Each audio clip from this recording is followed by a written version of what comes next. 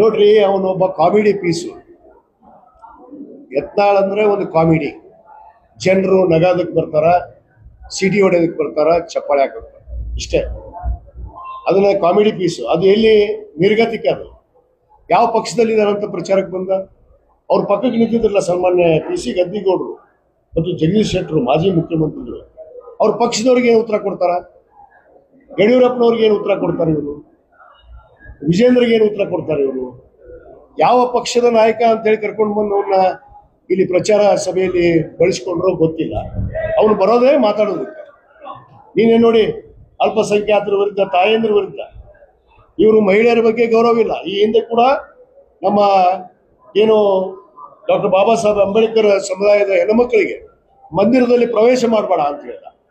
ಇಲ್ಲಿ ಬಂದು ಆ ಹೆಣ್ಮಕ್ಳಿಗೆ ಅಪದ್ಧ ಶಬ್ದ ಮಾತಾಡೋದು. ಇವ್ರ ಭಾಷೆನೇ ಅದು, ಇವ್ರ ಸಂಸ್ಕೃತಿನೇ ಅದು. ಅದಕ್ಕೆ ಇವತ್ತು ಭಾರತೀಯ ಜನತಾ ಪಕ್ಷ ಅವನು ಉಚ್ಚಾಟನೆ ಮಾಡಿದ್ರು ಕೂಡ ಇವತ್ತು ಅವನನ್ನ ಕರ್ಕೊಂಡು ಬಂದು ಪ್ರಚಾರಕ್ಕೆ ಬಳಕೆ ಮಾಡಿದ್ದಾರೆ. ಜನರು ಅವನ್ನ ಯಾರು ಲೆಕ್ಕಕ್ಕೆ, ಆಟಕ್ಕೆ ಕೊಟ್ಟು ಲೆಕ್ಕಕ್ಕಿಲ್ಲ ಅಂತಾರಲ್ಲ, ಆ ಲೆಕ್ಕದಲ್ಲಿ ಅವನೊಬ್ಬ comedian, biggest comedian of the ಏನು ಅವನ ಪಕ್ಷನೇ ಇಲ್ಲ. ಅವನೇನೋ ಯಾವುದೋ ಅಂತಾರಲ್ಲ, JCB ತಗೊಂಡು ಗಟ್ರು ಸ್ವಚ್ಛ ಮಾಡ್ಕೊಂತ ಹರಡಾಕ್ಬಿಟ್ರೆ ಅವ್ರು ಅಷ್ಟೇ ಕೆಲಸ. ವಿಭೂತಿಗೆ ಅವಮಾನ ಮಾಡ್ತಾನ ಅಂದ್ರೆ ವಿಭೂತಿ ಹಚ್ಚೋರಿಗೆ ಎಲ್ಲರಿಗೂ ಅವಮಾನ. ನಾನು ಹಚ್ಚೋದಿಲ್ಲ, ಅವ್ನು ನಾಮ ಹಚ್ಕೊಂಡ್ ಬರ್ತಾನ. ಇದು ಲಿಂಗಾಯತ ಧರ್ಮದಲ್ಲಿ ಜನಿಸಿದಂತವ ಇದು ನಾಮ ಹಚ್ಕೊಳ್ಳೋದು ಪದ್ಧತಿನ? ಬಸವ ಧರ್ಮದಲ್ಲಿ ಅಂತೀರಿ, ಬಸವಣ್ಣ ಅಂತೀರಿ, ವೀರಶೈವ ಲಿಂಗಾಯತರು ಅಂತೀರಿ. ಒಂದು ಧರ್ಮನ್ನಾದ್ರೂ ಪಾಲನೆ ಮಾಡ್ರಿ. ಇದು ಕೇವಲ ತನ್ನ ವೈಯಕ್ತಿಕ ಸ್ವಾರ್ಥಕ್ಕೋಸ್ಕರ ಏನು ಹಿಂದೂ ಹುಲಿ ಅನ್ನೋದು, ಹಿಂದುತ್ವ ಅನ್ನೋದು, ನಾವೆಲ್ಲ ಹಿಂದೂ ರಾಷ್ಟ್ರದಲ್ಲಿ ಹಿಂದೂಗಳು ಇದ್ದೀವಿ, ಅಲ್ಪಸಂಖ್ಯಾತರು ಇದ್ದೀವಿ, ಎಲ್ಲ ಜಾತಿ ಜನಾಂಗದವರು ಕೂಡ ಇದ್ದೀವಿ. ಕೇವಲ ಒಂದು ಸಮುದಾಯದ ರಾಷ್ಟ್ರ ಅಲ್ಲ ಇದು.